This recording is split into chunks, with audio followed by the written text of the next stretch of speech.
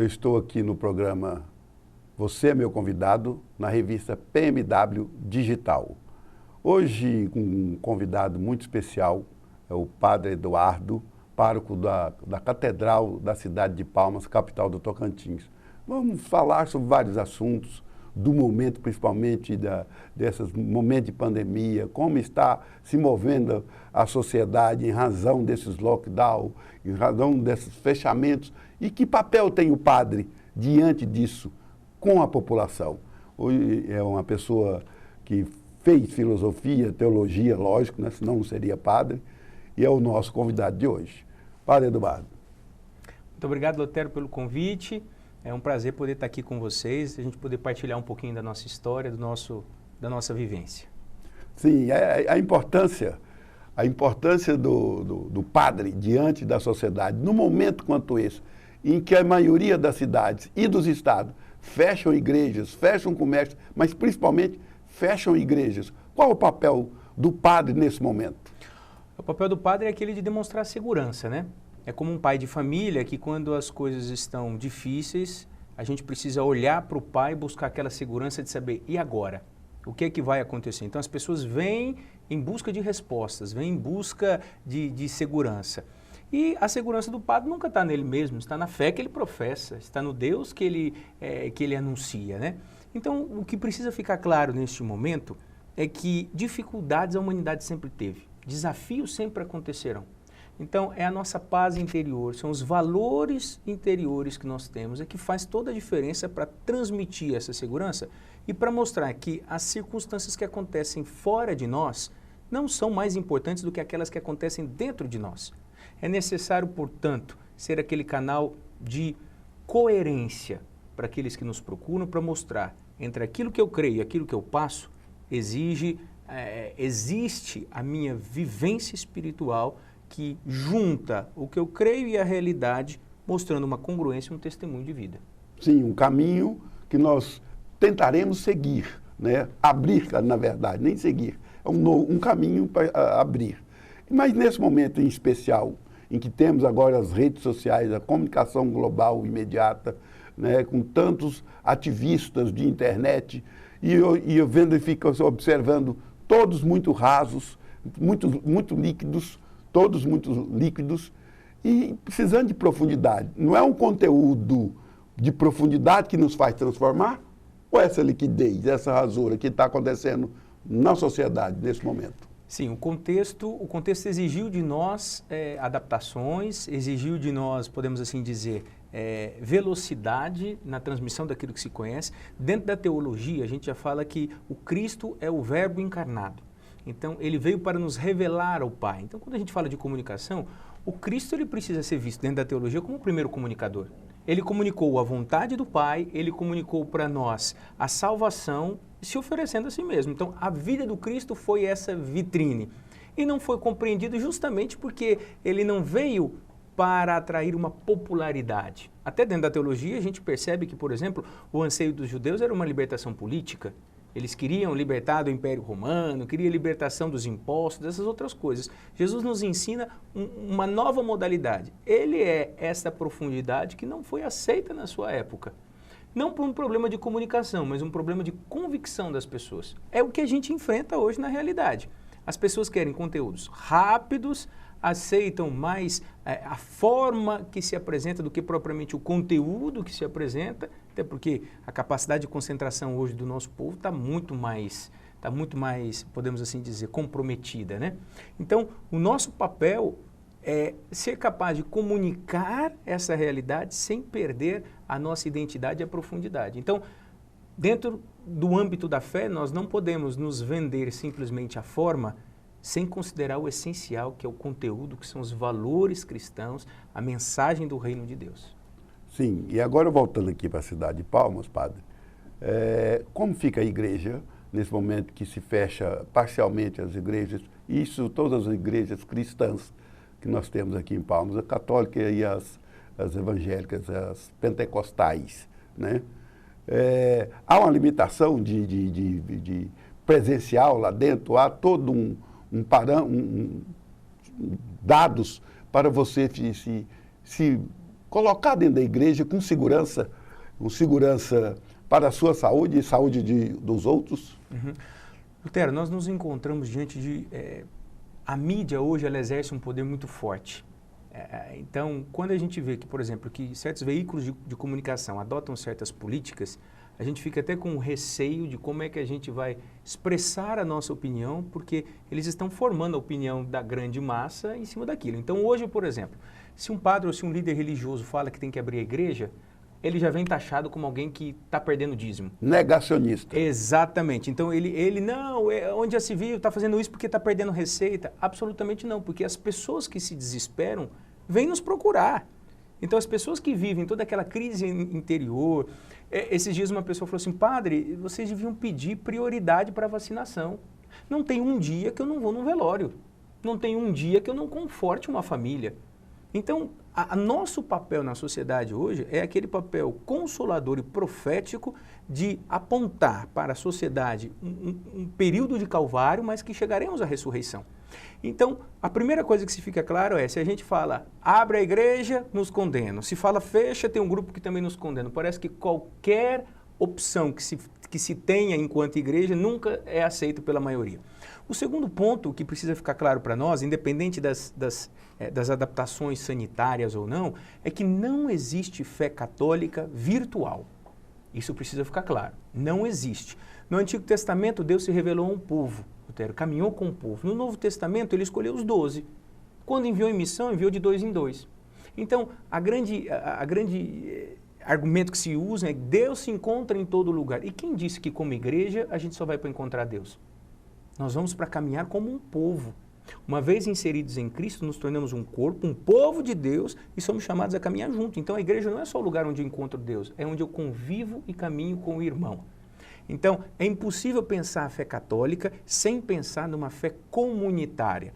Então, dizer que rezar em casa é a mesma coisa são argumentos de quem não experimentou a fundo a fé ou que não comunga da teologia revelada de nosso Senhor Jesus Cristo. São coisas distintas. Dito isso, se tolera o momento presente, tolerar, a gente precisa ter clareza disso, não é aceitar, é suportar. Se suporta o momento presente, em vista do contexto em que a gente vive, e a Igreja Católica sempre teve muito respeito com a vida, vale dizer que dentro da tradição católica, o bispo diocesano, ele possui em si, dentro da organização, o poder legislativo, executivo e judiciário, porque nós somos uma sociedade teocêntrica. Como Deus o escolheu como bispo, ele governa a diocese e ele dá as leis. Então, as leis, às vezes, que foram criadas no interior da igreja são mais severas do que as leis que o próprio poder público ele nos oferece. Então, o respeito da igreja pela vida passa pela tolerância do momento presente, pelos 30% que se pede, né, apenas de público na igreja e, sobretudo, pensar o respeito ao psicológico humano. Porque hoje as pessoas não só elas se encontram fragilizadas fisicamente, mas interiormente. E pelo que a gente via ao longo desses quase um ano e meio de pandemia, né, e essa parte que o senhor falou, a fragilização física não é tanta. Eu acho a mental e espiritual muito maior, que leva até a morte. Em todos os casos a gente fica vendo isso aí, o que a gente vê todos os dias como experiência, tanto aqui em Palmas, como no Tocantins, como no país. Essa fragilidade mental e espiritual é que está deixando a vida toda desarrumada. Nós estamos acostumados a um rumo, a convivermos todos os dias com várias pessoas, de repente nos é tirado tudo. E a quem recorrer? A quem recorrer? Só se for o bispo. O grande problema é que a saúde física ela é mensurável, ela é uma ciência, vamos dizer assim, quase que exata. Exata no sentido, você vê taxas no sangue, você vê isso, você vê aquilo, então se chega a um diagnóstico preciso, claro. As doenças da alma, como a gente diz, o termo que a gente usa hoje, a depressão, a ansiedade, pânico, todas essas realidades, elas não são tão mensuráveis. Elas são notáveis, mas não mensuráveis. Então, aquilo que parece que não é mensurável não é tão aceito hoje na sociedade. Muitos acham que isso é frescura, que mais vale ficar vivo do que qualquer outra coisa. De que vale você ficar vivo e daqui a alguns meses cometer suicídio? Então, a gente precisa... assassinar um filho. Exatamente. A gente precisa ter esta clareza que a vida interior, o psicológico das pessoas, apesar de não serem analisados de maneira tão exata quanto as ciências médicas analisam uma infecção, coisas assim, são tão importantes ou às vezes até mais importantes quanto. Porque hoje a gente tem visto, por exemplo, os resultados das doenças do psicológico que têm surgido nas pessoas, né? Como resultado de uma vida psicológica, uma falta de uma saúde psicológica. Então, eu acho que hoje o nosso papel é o respeito pela individualidade, sem menosprezar a sociabilidade, mas, sobretudo, saber ouvir, acolher, porque cada um nesse contexto tem uma necessidade e a fé ela entra nesse sentido como um Deus que se faz próximo, como uma comunidade que apoia, eu tenho experimentado isso, numa rede de oração, um rezando para o outro, um preocupado com o outro, ligando, como é que está, como é que não está, sabe que alguém não está bem, que um parente não está bem, oferece solidariedade. Então, também chegou o momento de nós, enquanto comunidade, mostrarmos que o amor pode superar toda a distância e que a graça de Deus nos conduz também nos momentos de dificuldade. Essa importância da questão mental das pessoas num momento como esse, onde há necessidade da igreja estar presente, do pároco estar presente junto aos seus fiéis, está notando o que está acontecendo dentro do país, com a população inteira, porque as pessoas estão carentes de um apoio, de um ombro. E onde que busca isso? Né? Tem um único lugar que busca isso, geralmente são nas igrejas, né? A católica e as pentecostais. No caso aqui, a católica com o padre Eduardo. Esse desenvolvimento que a gente consegue enxergar, né, das pessoas tentando, principalmente a grande mídia, liderando esse movimento de coletivizar as pessoas, deixar tudo igual vaquinha, tudo preto e branco, e sendo que a maior graça que nós temos, que Deus nos deixou, é a nossa individualidade, né? E essa diferença de indivíduo é que nos faz crescer entre nós, como você disse, respeitando o coletivo. Temos como manter a nossa individualidade em um momento como esse, onde quer passar a régua, medir todos pela mesma régua? Não, isso é impossível. Deus nos criou na nossa individualidade. Prova disso é que Ele não criou ninguém completo em si mesmo, com todos os dons. Ninguém vive sozinho e o ser humano, antropologicamente dizendo, nós nascemos para ser um ser em comunidade. É impossível, é negar a própria natureza humana.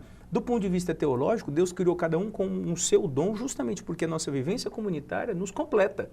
Aquilo que falta em mim sobra no outro e nós vamos vivendo juntos como um grande quebra-cabeça montando a obra de arte que é a criação, né? Então, assim, hoje o que precisa ficar claro para nós é que existe um conflito de valores. Um conflito de valores. E parece que nesse conflito de valores, aqueles que levantam certas bandeiras, levantam o valor da vida. A vida a todo custo. Aí eu pergunto, qual vida? Porque... Que tipo de vida? Que tipo de vida? Porque esses valores, na nossa fé, já vem contestado, por exemplo, quando alguém defende temas polêmicos como o aborto. Que vida? É uma vida humana em desenvolvimento?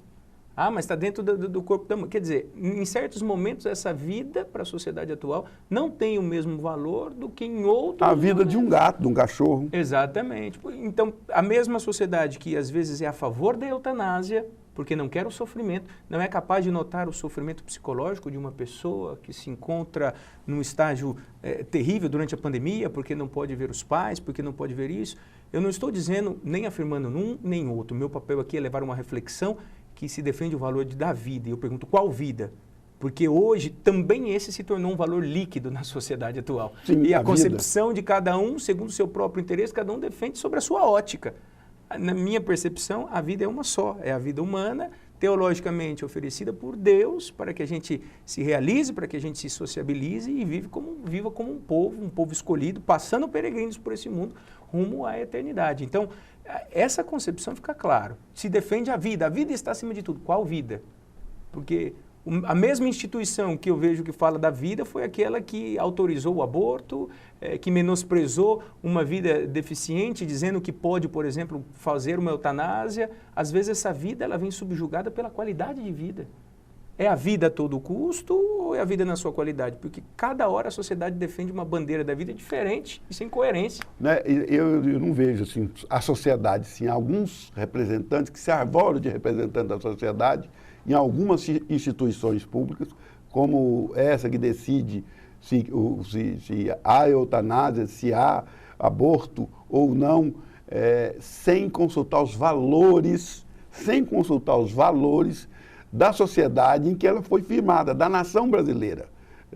Não se olha nisso, está olhando só pelo lado ideológico, militância ideológica que as instituições aparelhadas estão fazendo. Então, a sociedade brasileira, a nação brasileira, por sua natureza, ela é mais conservadora, ela é mais tradicional, de respeito à vida em qualquer situação. Em qualquer situação. Agora, qual o tipo de vida que nós temos que respeitar e qual vida, como o senhor falou? Essa a qualquer custo? Eu ficar preso dentro da minha casa a qualquer custo? O exercício do meu trabalho não pode existir? O exercício da minha vida não pode existir? O exercício da minha fé lá na igreja, presencialmente, não pode existir? Essa é uma questão séria. E aí eu chamo uma atenção, Lutero, muito importante do que você fala. Eu, como cristão, eu não vivo uma ideologia. Nós não vemos a fé cristã como uma ideologia. Nós enxergamos a fé como uma virtude dada por Deus que norteia os nossos valores. Aí vem a grande diferença entre aquilo que a gente entende por ideologia e por valor. A ideologia, muitas vezes, cega as pessoas e tornam elas bitoladas naquilo a todo custo. Os valores não. Os valores são aquilo que dão suporte para as minhas ações. Então, enquanto a ideologia vai tentar utilizar de todas as formas para impor a sua forma de pensamento, os valores não. Os valores nos deixam livres. Olha, eu penso assim, as minhas atitudes são baseadas nisso. Por isso é importante para mim. Os valores buscam uma vida de realização. É por isso que você não vê o Cristo obrigando ninguém a nada, acolhendo a todos e convivendo com todos, porque a clareza dos seus valores que vinham do Pai, a sua comunhão com o Pai, lhe dava liberdade para poder falar e atuar em todos os momentos. Enquanto uma corrente ideológica já não aceita nem mesmo o diálogo com o contraditório, porque pensa diferente de mim, eu preciso excluir, eu preciso tirar da minha vida. Então eu acho que falta à sociedade de hoje mais valores e menos ideologia. Os valores humanizam, as ideologias às vezes nos cegam. E escravizam. E escravizam, que é pior. Quando você age ideologicamente, principalmente quando você tem o poder de informar e tem o poder de manipular uma nação, como os órgãos públicos que estão aí, e todo mundo sabe quais são, e como a mídia também está usando, você começa a escravizar as pessoas, você começa a robotizar as pessoas. E nós só existimos bem e vivemos bem quando somos, a nossa parte individual sobressai sobre o coletivo, respeitando o coletivo. Senão você não cresce. Exatamente. O objetivo é não massificar. Exato. As pessoas precisam, por isso que eu falo dos valores, serem semeados nos seus valores, mas isso não significa que, apesar de termos os mesmos valores, que seremos iguais. Teremos a mesma base. Depois, a partir do seu dom, cada um se desenvolve de um jeito. O que falta hoje à nossa sociedade é a questão da identidade. É ter clareza da nossa identidade. Para saber o que me cabe e o que não me cabe. Por exemplo, há uma mídia jornalística, ele cabe cobrir os fatos. Sim. Não aplicar o seu pensamento nos fatos. Seu pensamento ideológico. Exatamente. O que vem acontecendo. A mesma coisa o Supremo Tribunal Federal. A ele cabe interpretar a Constituição, não aquilo que ele quer que aconteça. E tudo isso tem um preço. Manter a nossa identidade tem um preço. E que hoje as pessoas não estão dispostas a pagar, que seria a tolerância, que seria o respeito pelo outro. Como igreja, por exemplo. Quando o poder público diz que tem que fechar, não é nosso papel enfrentar. Porque ele está dentro da competência dele, de legislar, seja por decretos ou por outros fatos, mas está no meu papel, ancorado nos meus valores, formar a consciência e dizer, eu respeito, mas para a nossa fé, isso não é o ideal. Nós vamos tolerar isso por esse tempo, mas lembre-se qual é a nossa identidade, o que o Deus espera de nós e como é que nós vamos caminhar. Então, a consciência da própria identidade nos leva ao respeito do diferente, mas sem perder a nossa identidade, a nossa missão e a clareza como nós temos que agir. Isso são fatos que estão acontecendo no momento, da nossa realidade do momento, que historicamente, quando você faz uma viagem ao passado, você vê que já aconteceu essas coisas todas, e são momentos históricos repetitivos, conforme inovações tecnológicas do momento. Lá na Idade Média, na peste negra, lá você vai buscando ao longo da história da humanidade, você vai vendo essas coisas acontecendo. E sempre a humanidade se manteve intacta a partir do momento que se manteve a individualidade da pessoa humana. É por aí esse caminho? Nós precisamos entender que somos diferentes, as necessidades de cada um são diferentes. O efeito do coletivo não é para eu perder a minha identidade nem me massificar. O coletivo serve para que eu tenha bases para eu desenvolver o meu individual e a minha pessoa. O coletivo não é nunca para me suprimir, é para me subsidiar. Ele dá as condições de eu ser eu mesmo, de eu acreditar nos meus valores e multiplicar isso na minha vida. Então, a liberdade humana, por isso que é um valor inalienável, hoje ele vem comparado ao valor da vida. Eu pergunto, qual vida, que sentido de vida, porque até isso se tornou efêmero. Então, nós precisamos reavaliar quais são esses valores que estamos reafirmando para dar essas decisões, para direcionar a isso. Mas a sociedade, o coletivo, ele precisa ser visto como a oportunidade de eu desenvolver o meu individual e as minhas convicções. Não me massificar, não me transformar numa massa de manobra de acordo com ideologias de alguns que estão no poder ou não estão e assim por diante. Sim, isso é importante, essa conversa que estamos tendo com o padre aqui, para esclarecer as pessoas, né, da necessidade de guardarmos os nossos valores, né, de sermos nós mesmos, nunca sermos um coletivo, todo mundo veste igual, todo mundo pensa igual, todo mundo tem o mesmo nariz, a mesma boca, né? Isso é importantíssimo. Meu padre, eu gostaria de, se fizesse uma conclusão a respeito desses assuntos que nós conversamos aqui, que eu acho muito importante a sua opinião, e de formador de opinião, e de formador de almas, né? De conduzir almas. Lutero, nós estamos diante de uma sociedade que busca soluções fáceis. Eu estou cansado de escutar pessoas que chegam em mim perguntando, padre, eu posso ou não posso fazer isso? Eu devo ou não devo? O nosso papel não é nunca deixar que ninguém decida por nós, é deixar que alguém nos ilumine para que a gente seja capaz de tomar as nossas decisões. Então estamos numa era digital onde tantos modelos são oferecidos, você não precisa de nenhum modelo humano. Deus te criou com os dons que você tem para que você se desenvolva, para que você cresça. O próprio Cristo veio para iluminar a nossa natureza humana e dar sentido àquilo que nós acreditamos como um caminho de salvação. Então, coragem para ser você mesmo, coragem para deixar que os seus valores sejam a base para sustentar suas decisões, suas ações e, sobretudo, que a fé seja aquela luz que nos dê uma visão mais nítida das escolhas que nós queremos para a nossa vida. Bom, amigos, nós tivemos aqui como convidado o padre Eduardo, pároco da Catedral de Palmas, capital do Tocantins. Eu aqui agradeço a todos pela atenção, ao padre principalmente, e convido vocês a estar comigo, né, nesse programa, dentro da revista PMW Digital. Muito obrigado.